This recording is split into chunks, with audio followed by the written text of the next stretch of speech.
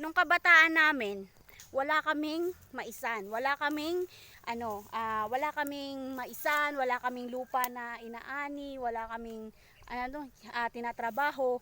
Kaya never ko tong naranasan. Kaya ngayon, andito ako, tumulong ako sa mama to show support and love na rin kung gaano pala kahirap. Kaya salute sa mga farmers natin, magbubukid.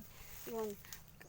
Pag matuloy-tuloy naman malinis at sagana, hindi sasalantain ng bagyo, hindi sisirain ng mga daga, yung mga pananim, makakaani, makakabenta, makakapagbigas, malaking pakinabang. So, I'm not doing this again to impress anybody.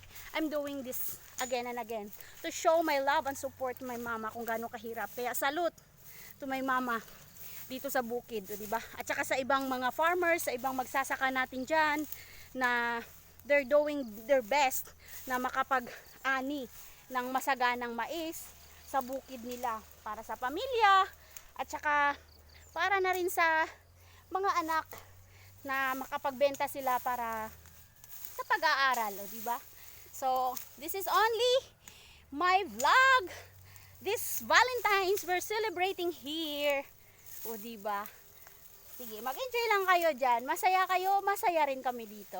O diba? So, kahit papaano in 2 hours, meron na rin kaming nalinis. So, dapat nga hindi na tulilinisan, sabi ng mama. Kaya lang humabol talaga yung damo. Kasi nga nabagsak to siya nung bagyong Odette. Humabol yung damo sa mais.